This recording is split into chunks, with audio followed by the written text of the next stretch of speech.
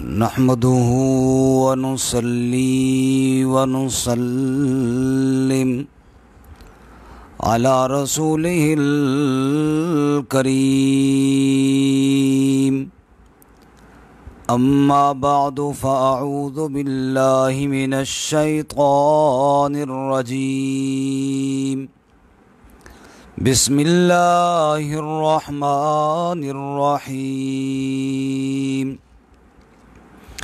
ذرني ومن خلقت وحيدا وجعلت له مالا ممدودا وبنين شهودا ومهدت له تمهيدا ثم يطمع أن أزيد كلا إنه كان لآياتنا عنيدا سأرهقه صعودا إنه فكر وقدر فقتل كيف قدر ثم قتل كيف قدر ثم نظر ثم عبس وبصر ثم أدبر واستكبر فقال إن هذا إلا سحر يؤثر إن هذا إلا قول البشر ذرنی ومن خلقت وحیدا، چھوڑ دیجئے مجھے اور وہ جس کو میں نے تنہا پیدا کیا، وجعلت له مالا ممدودا، اور میں نے اس کو مال دیا جو بہت پھیلا ہوا ہے، وبنین شہودا، اور بیٹے دیے جو حاضر باش رہنے والے، ومہدت له تمہیدا، اور میں نے اس کے لیے بہت کشادگی عطا فرمائی، ثم یطمع ان ازید، پھر وہ یہ بھی امید رکھتا ہے کہ میں اسے اور دوں گا، کلا، ہرگز ایسا نہیں، انہ کان لآیاتنا عنیدا، بے شک وہ ہماری آیتوں کے ساتھ سرکشی کرتا ہے، کرنے والا ہے، سأرہقہ صعودا، ان قریب میں اس کو سخت چڑھائی پر چڑھاؤں گا،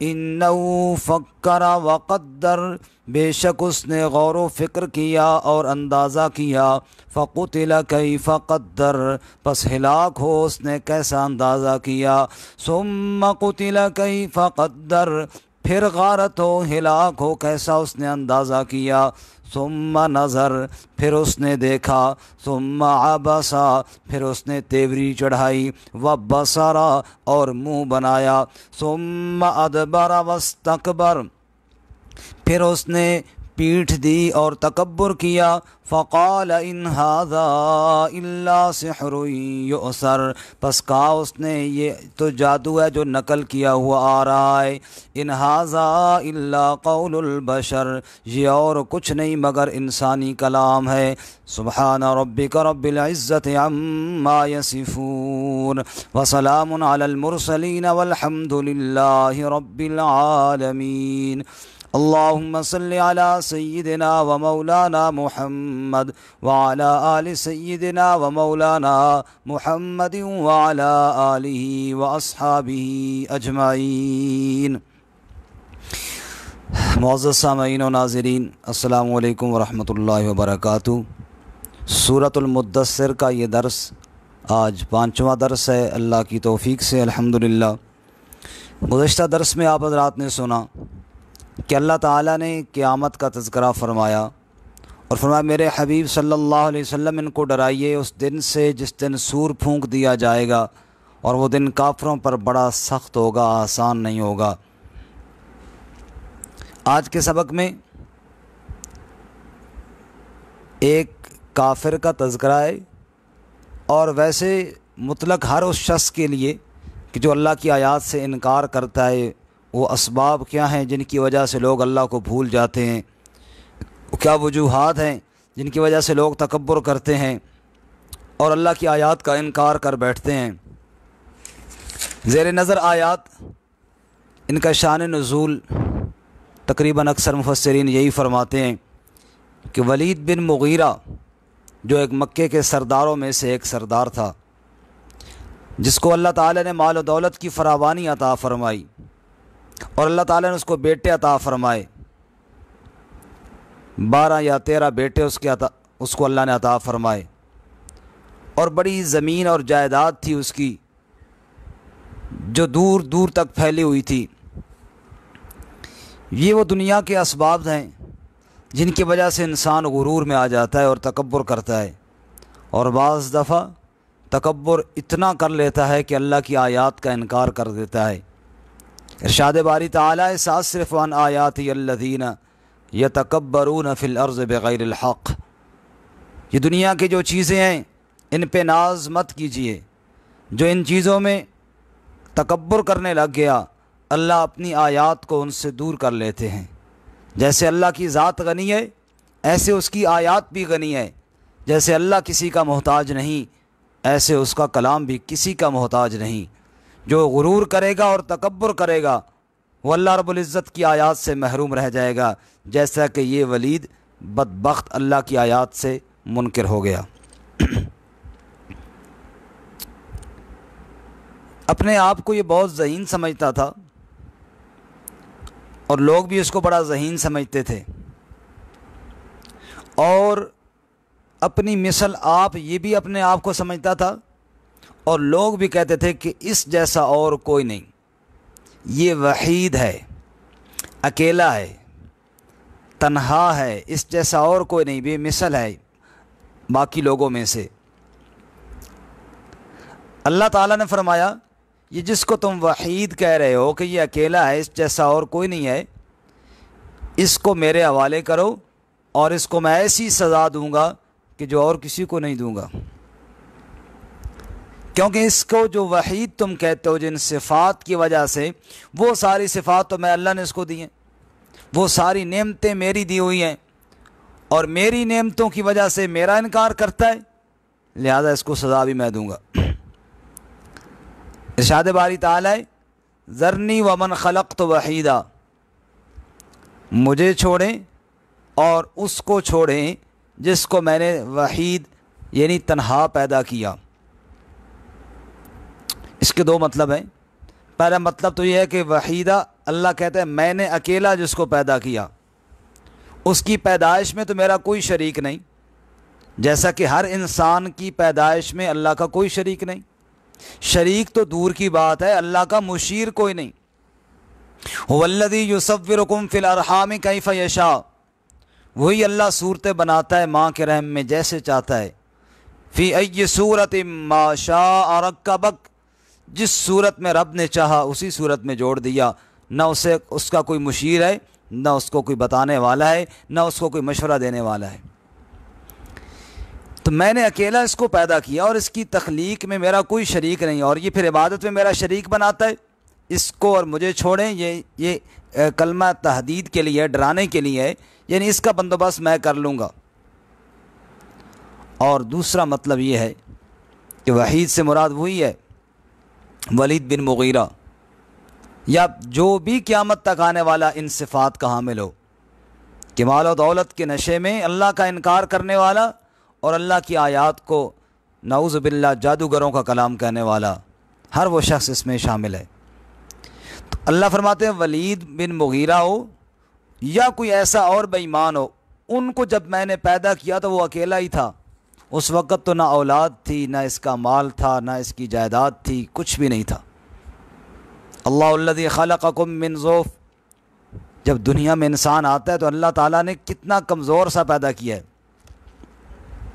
یہاں پہ ذرا غور فرمایا تو ایک بڑے عجیب بات عرض کروں۔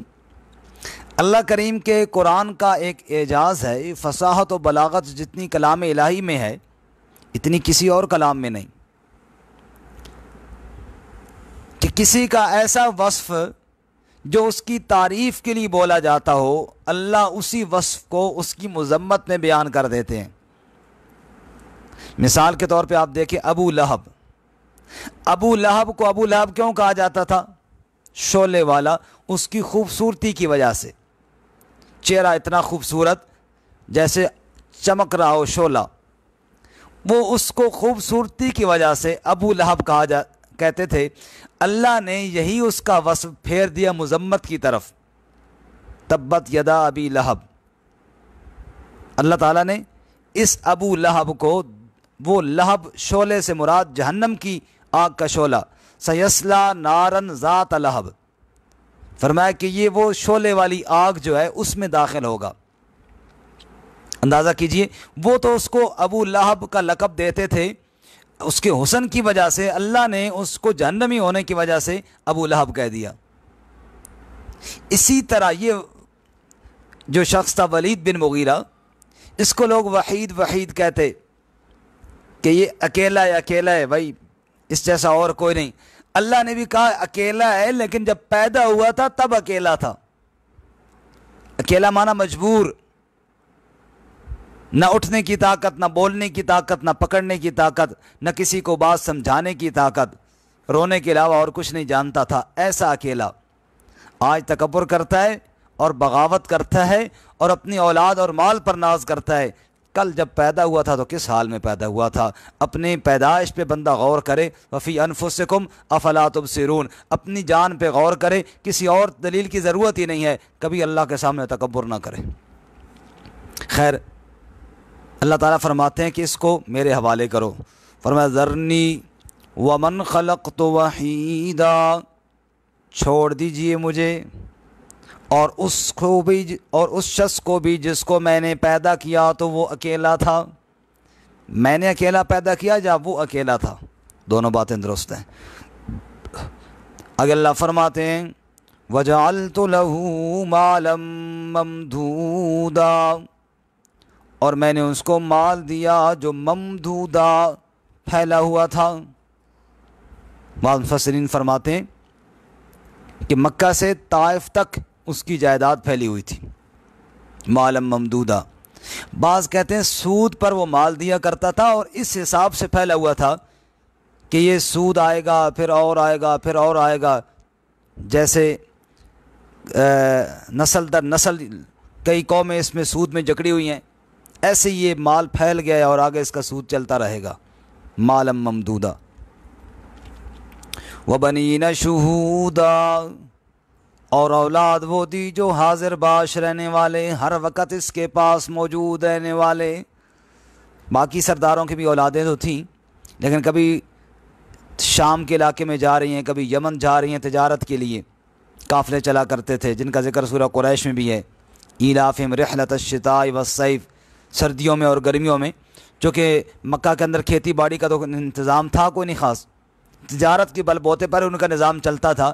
اس کے جو بیٹے تھے وہ ہمیشہ اس کے پاس ہی رہتے، محفل لگائی ہوتی، وہ بیٹھے ہوتے، کیونکہ ان کو باہر جانے کی ضرورت ہی نہیں تھی۔ تو یہ بھی ایک اللہ تعالیٰ کی طرف سے نعمت ہے۔ یہاں پہ غور کیجئے کہ وَبَنِينَ شُهُودًا، بیٹے اور حاضر، اولاد وہی ہوتی ہے جو ماں باپ کی خدمت کے لیے حاضر رہے۔ ماں باپ بوڑھے گھر میں دھکے کھا رہے ہوں اور اولاد باہر جناب وہ لاکھوں کروڑوں کما رہے ہوں، تو اس رزق کا کیا فائدہ، اس اولاد کا کیا فائدہ جو ماں باپ کی خدمت کے لیے موجود ہی نہ ہو۔ وَبَنِينَ شُهُودًا، اولاد اور وہ بھی حاضر، یہ اللہ نے اس کو عطا فرمائی۔ اگر اللہ فرماتے ہیں وَمَهَّدتُّ لَهُ تَمْهِيدًا، اور میں نے اس کو بہت کشادگی عطا فرمائی، مال میں اور اولاد میں، اسی کے علاوہ صحت میں، اس کے علاوہ سرداری میں، لوگ اس کی بات سنتے ہیں۔ اب کوئی بندہ بات کرے، چار بندے بات سننے والے ہوں، تو یہ بھی اللہ کی طرف سے بڑی نعمت ہے۔ یہ ساری نعمتیں اللہ نے اس کو عطا فرمائی، لیکن اس میں پھر قسمت والے ہی ہوتے ہیں جو ان نعمتوں میں اللہ کو راضی کرتے ہیں۔ قارون کو جب موسیٰ علیہ السلام نے کہا تھا نا کہ جو کچھ تجھے اللہ نے مال دیا، وَابْتَغِ فِي مَا آتَاكَ اللَّهُ الدَّارَ الْآخِرَةَ، اس مال سے اللہ کے ہاں آخرت کا گھر تیار کر لے، اور یہ مال تیرے لیے ہمیشہ ہمیشہ کے لیے خیر کا ذریعہ بن جائے گا۔ وَلَا تَنْسَ نَصِيبَكَ مِنَ الدُّنْيَا، اور دنیا میں جو تیرا حصہ ہے اس کو مت بھول، اس سے زیادہ تجھے کچھ نہیں ملے گا۔ فرمایا دنیا مقدر سے زیادہ کسی کو نہیں ملتی، چاہے لاکھ کوشش کر کے دیکھ لے، جو اللہ نے قسمت میں لکھا ہے وہی ملے گا۔ اور اپنے اس دنیا کے مال کے ذریعے اور دنیا کی صحت کے ذریعے آخرت کو مت بھولو، ورنہ ایک دن آئے گا نہ یہ تیرا مال رہے گا نہ یہ تیری صحت رہے گی، شاعر کہنے لگا آدمی کا جسم کیا ہے جس پہ شیدا ہے جہاں، ایک مٹی کی عمارت ایک مٹی کا مکان، خون کا ہے گارا اینٹ اس میں ہے ہڈیاں، اور چند سانسوں پہ کھڑا ہے یہ خیالی آسماں، اور موت کی زوردار آندھی جب ٹکرائے گی بس یہ عمارت ٹوٹ کر خاک میں مل جائے گی۔ بڑے بڑے مکان والے وہ جناب زیر زمین چلے گئے، بڑے بڑے جان اور صحت والے وہ مٹی کے ساتھ مٹی ہو گئے۔ اللہ فرماتے ہیں بہت کچھ اس کو دیا تھا، کاش کہ وہ اپنا حصہ دنیا والا نہ بھولتا۔ جب اسے کہا گیا کہ جناب یہ مال اللہ تعالیٰ نے دیا ہے، اس مال کے ذریعے اللہ تعالیٰ سے ڈرو اور آخرت کی تیاری کرو، کہنے لگا آخرت میں مجھے تم سے اچھا ہی ملے گا۔ اللہ فرماتے ہیں ثم یطمع ان ازیدا، پھر اس کی یہ بھی چاہت ہے، پھر یہ بھی امید لگائے بیٹھا ہے کہ میں اسے مزید بھی عطا کروں گا، آخرت بھی شاید اسی کی ہے۔ فرمایا کلا، ہرگز ایسا نہیں، انہو کان لآیاتنا عنیدا، وہ ہماری آیتوں کا مخالف ہے، میری آیات سے سرکشی کرنے والے کو آخرت کی کامیابیاں کبھی نصیب نہیں ہوتی۔ اگلی آیتوں میں اس کی آیات الہیہ کے ساتھ جو تکذیب کا انداز ہے اس کی خوبصورت منظر کشی کی گئی ہے۔ مفسرین فرماتے ہیں کہ یہ آیا حضرت ابوبکر صدیق رضی اللہ تعالیٰ عنہ کے پاس، قرآن سنا اور واپس جا کر کہنے لگا کہ میں ابوبکر کے پاس سے آ رہا ہوں، خدا کی قسم جو اس نے کلام مجھے سنایا نہ تو وہ شاعرانہ کلام ہے اور نہ کوئی اور ہے، نہ کسی انسان کا، وہ تو مجھے رب کا کلام لگتا ہے۔ انہوں نے کہا یہ کیا ہو گیا، ادھر خیریت تو ہے؟ ابوبکر کے پاس جاتا ہے کس لالچ میں آ گیا کہ باپ دادا کے دین کو نہ چھوڑ دے۔ اچھا، اب ابو جہل بڑا شرارتی تھا، اس نے کہا میں اس کو ایسی آر دلاؤں گا کہ یہ توبہ ہی کر لے گا، اسلام کی طرف نہیں جائے گا۔ ابو جہل اس کے پاس گیا، کہنے لگا ولید یہ برادری کے لوگ پیسے اکٹھے کر رہے ہیں تیرے لیے، تجھے دیں گے۔ کہا مجھے پیسے کیوں دیں گے؟ کہا اس لیے کہ تو ابوبکر کے پاس جاتا ہے نا، شاید کسی لالچ میں جاتا ہے، تو تاکہ تیری لالچ ادھر سے پوری ہو جائے، باپ دادا کے دین کو نہ چھوڑنا، پیسے تجھے ہم دے دیں گے۔ اب وہ بھی غیرت میں آ گیا، مجھے پیسوں کی کیا کمی ہے، میں ابوبکر کے پاس پیسوں کے لیے کیوں جاتا ہوں؟ چنانچہ اس نے انکار کر دیا۔ اب حج کا موسم آ رہا تھا، کہا جی لوگ آئیں گے باہر سے، ان کو کیسے روکیں کتاب اللہ سے؟ تو ان کو کیا کہیں گے؟ کہیں کہ یہ شاعرانہ کلام ہے۔ ولید نے کہا نہیں، بڑے بڑے شاعروں کے کلام ہم نے سنے، ایسا نہیں۔ کہا کیا کہیں گے پھر؟ یہ مجنون کسی دیوانے کا کلام ہے؟ کہا نہیں نہیں نہیں نہیں نہیں، حکمت کی باتیں اس میں ایسی ہیں مجنون کا کلام بھی نہیں کہہ سکتے۔ پھر کیا کہیں گے؟ اس نے سوچا اور منہ بنا کر کہنے لگا کہ کہیں گے یہ جادو ہے جو چلا آ رہا ہے۔ وہ جو ان کا مشورہ ہوا اور اس نے منہ بنا کر اس کا انکار کرتے کرتے قرآن کو جادو کا کلام کہہ دیا۔ اس کی نقشہ اللہ نے اگلی آیتوں میں کھینچا ہے جی، انہو فکر، ہاں اللہ فرماتے ہیں سأرہقہ صعودا، ایک آیت رہ گئی، فرماتے ہیں یہ ہماری آیتوں کا انکار کرنے والا ہے، اس کو ہم چڑھائی پر چڑھائیں گے۔ فرماتے ہیں سعود ایک دوزخ کا پہاڑ ہے، اور اس کے اوپر آگ کے پہاڑ پہ 40 سال کی مسافت میں دوزخ کے اوپر چڑھیں گے، اس کے اوپر چڑھایا جائے گا۔ اللہم احفظنا من النار، اللہ ہم سب کی حفاظت فرمائے دوزخ کے عذاب سے۔ آگے اللہ فرماتے ہیں جب اسے کہا گیا کہ قرآن کو کیا کہیں، انہو فکر، اس نے غور کیا، بھائی شاعرانہ کلام تو نہیں کہہ سکتے، سوچا کیا کہیں، وقدر، اور پھر ایک اندازہ مقرر کیا، فقتل کیف قدر، بس وہ ہلاک ہو جائے، برباد ہو جائے۔ کیسا برا اس نے اندازہ کیا رب کے کلام کے بارے میں، ثم قتل کیف قدر، رب کہتا ہے پھر غارت ہو جائے، برباد ہو جائے۔ کیسا اس نے برا اندازہ کیا، ثم نظر، پھر اس نے دیکھا، ثم عبس، تیور چڑھائے، وبصر، منہ بنایا، ثم ادبر واستکبر، پھر اس نے پیٹھ دی اور تکبر کیا، اللہ کی آیتوں سے روگردانی کی، دماغ میں سوچنے لگا شاعروں کا کلام کہوں، دماغ نے کہا نانا یہ شاعروں کا کلام نہیں، دیوانوں کا کلام کہوں، دل نے کہا نانا یہ دیوانوں کا کلام بھی نہیں، اندر سے آواز آ رہی تھی کہہ دینا یہ رب کا کلام ہے، لیکن بدبخت نے پیٹھ دی، منہ موڑ لیا، واستکبر اور تکبر کیا، اور کہنے لگا فقال ان ھذا الا سحر یؤثر، یہ اور کچھ نہیں ہے، جادو ہے جو نقل کیا ہوا آ رہا ہے، نعوذ باللہ، یہ نقل در نقل جادو چلا آ رہا ہے۔ جیسے نعوذ باللہ سلیمان علیہ السلام کے بارے میں مشہور تھا نا کہ نعوذ باللہ کہ وہ جادو کیا کرتے تھے، اللہ نے جواب دیا قرآن میں وما کفر سلیمان ولکن الشیاطین کفروا، سلیمان علیہ السلام نے کفر نہیں کیا، شیاطین نے کفر کیا، لوگوں کو جادو سکھاتے تھے۔ تو کہا یہ نقل شدہ جادو آ رہا ہے، ان ھذا الا قول البشر، یہ اور کچھ نہیں ہے، ایک انسان کا کلام ہے، یہ رب کا کلام نہیں ہے، نعوذ باللہ من ذالک۔ تو میرے معزز سامعین و ناظرین، ان آیات میں قرآن کے منکرین کا اللہ تعالیٰ نے نقشہ کھینچا ہے، مال و دولت کی فراوانی، اولاد کی فراوانی، اور اپنے دنیا کے وقار کی وجہ سے انسان غرور میں مبتلا ہو جاتا ہے اور تکبر میں مبتلا ہو جاتا ہے، اور تکبر میں جا کر آیات الہیہ کا انکار کر دیتا ہے، اور اللہ تعالیٰ کے دین کا انکار جب کرتا ہے وہ رب کی نگاہوں سے گر جاتا ہے، اور اس کے دل پر مہر جباریت لگ جاتی ہے، وہ اللہ تعالیٰ کی آیات کا انکار کرتے کرتے کرتے اپنی دنیا آخرت برباد کر بیٹھتا ہے۔ اللہ ہمیں ان قبیح صفات سے بچنے کی توفیق عطا فرمائے۔ وآخر دعوانا ان الحمد للہ رب العالمین۔ السلام علیکم ورحمۃ اللہ وبرکاتہ۔